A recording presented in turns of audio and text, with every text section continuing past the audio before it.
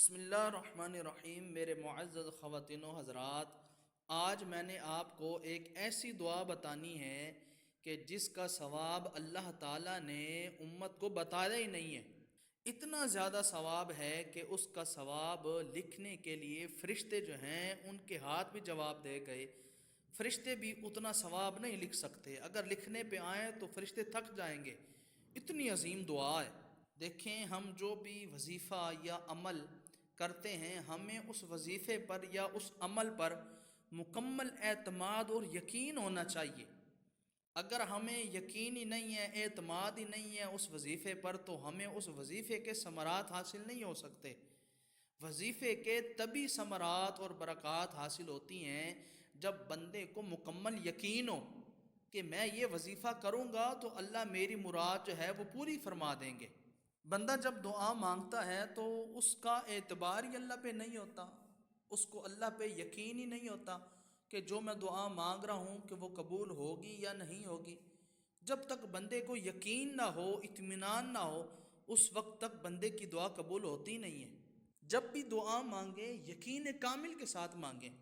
خلیفہ ہارون رشید ایک بہت بڑے بادشاہ گزرے ہیں، اپنے وقت کے قاضی گزرے ہیں۔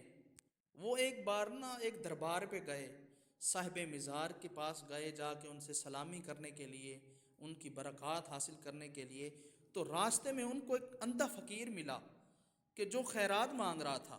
خلیفہ ہارون رشید نے جب اس فقیر کو دیکھا اور دیکھ کر اس کے پاس گئے، اکیلے اس کے پاس گئے تھے، سپاہیوں کو اپنے پیچھے کھڑا کر دیا تھا اور کہہ دیا تھا کہ تم نے میرے پاس نہیں آنا، میں نے فقیر سے خود جا کے بات کرنی ہے۔ تو آپ فقیر کے پاس آ کے کھڑے ہو گئے، اور فقیر کو بھی پتہ چل گیا تھا کہ یہ قاضی ہیں، بہت بڑے قاضی ہیں، میرے پاس آئے ہیں تو مجھے ان سے اچھی خیرات ملے گی۔ فقیر کا تو یہ تصور تھا۔ لیکن خلیفہ ہارون رشید جب اس کے پاس آیا اور اس کو آ کے کہنے لگا کہ میں جا رہا ہوں دربار پر حاضری دینے، جب میں واپس آؤں گا تو میں نے تیری گردن اڑا دینی ہے، تو نے اللہ سے دعا مانگنی ہے کہ اے اللہ میری آنکھیں مجھے لٹا دے، تو میرے واپس آنے تک تیری آنکھوں کی جو بینائی ہے وہ واپس آ جانی چاہیے، اگر واپس نہیں آئے گی تو میں تمہاری گردن اڑا دوں گا۔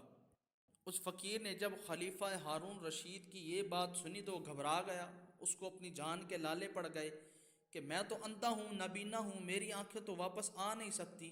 تو اس فقیر کو اپنی جان کے لالے پڑ گئے کہ اب میں کیا کروں۔ اس وقت جو فقیر کی ایک کیفیت تھی، اس کے اوپر جو ایک اثرات طاری تھے، اس کے جسم کا ایک ایک رونگٹا کھڑا ہو گیا تھا، وہ خوف کے مارے کپ کپا رہا تھا کہ اب میں کیا کروں۔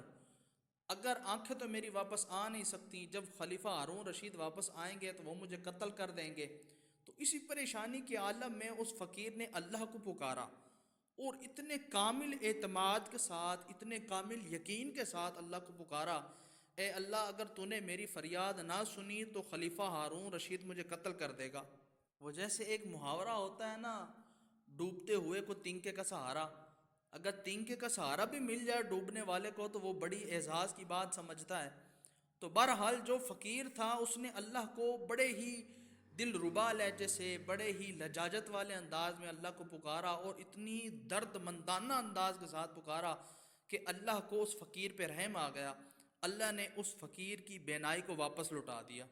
فقیر تو خوش ہو گیا کہ ساری زندگی وہ اللہ سے دعا مانگتا رہا لیکن اس کی بینائی واپس نہیں آئی، لیکن آج جو اس نے اللہ کو پکارا ہے تو اس کی بینائی جو ہے یہ واپس آ گئی ہے۔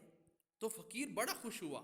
ادھر سے خلیفہ ہارون رشید جو تھا وہ بھی واپس آ گیا، اس فقیر کے پاس آ کے کھڑا ہو گیا، اور جب فقیر کو دیکھا کہ اس کی بینائی تو واپس آ چکی ہے، تو فقیر نے اپنا سارا ماجرا اس کو بتا دیا کہ میں نے اللہ کو بڑے ہی درد مندانہ انداز میں اللہ کو پکارا ہے، اللہ نے میری فریاد کو سن لیا ہے۔ تب خلیفہ ہارون رشید نے اس فقیر کو سمجھایا کہ دیکھو، پہلے تم اللہ سے مانگتے تھے مگر توجہ کے ساتھ اللہ سے نہیں مانگتے تھے، اس انداز کے ساتھ اللہ سے نہیں مانگتے تھے، تو اللہ تمہاری وہ مشکلات بھی حل نہیں کرتا تھا۔ آج تم نے اللہ کو سچے دل سے پکارا ہے تو اللہ نے دیکھو تمہاری فریاد سن لی ہے۔ تو میرے بہن بھائیوں، آپ کو سمجھانا بھی یہی مقصود ہے کہ آپ نے جب بھی کوئی وظیفہ کرنا ہے یا کوئی عمل کرنا ہے یا کوئی آپ نے تسبیح کرنی ہے تو پورے اطمینان کے ساتھ اور کامل یقین کے ساتھ آپ نے اس عمل کو کرنا ہے۔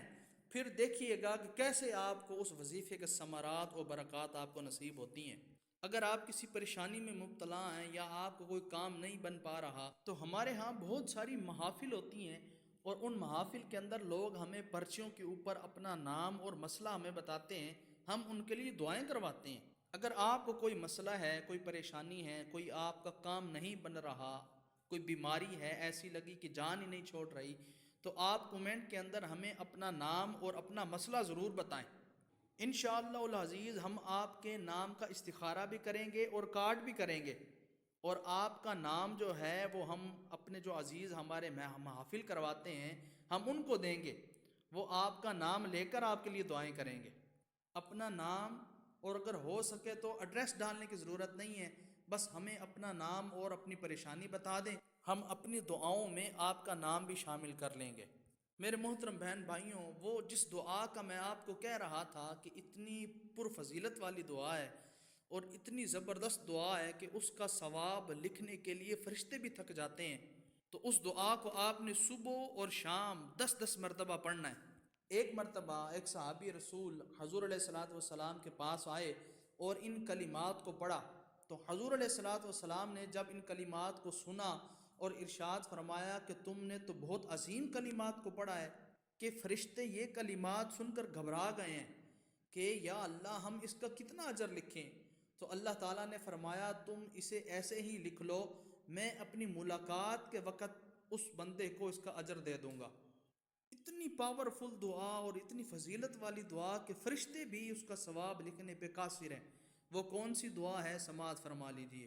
یا ربی یا ربی یا ربی لک الحمد کما ینبغی للجلال وجہک وعظیم سلطانک۔ ایک مرتبہ پھر اس دعا کو سن لیجئے اور اس دعا کو یاد کر لیجئے، صبح و شام اپنی وظیفوں کے اندر اس دعا کو بھی شامل کر لیں۔ یا ربی یا ربی یا ربی لک الحمد کما ینبغی لجلال وجہک وعظیم سلطانک۔ اللہ پاک آپ کا دونوں جہانوں میں آپ کا حامی و ناصر ہو۔ جزاک اللہ خیرہ فی الدنیا والآخرہ۔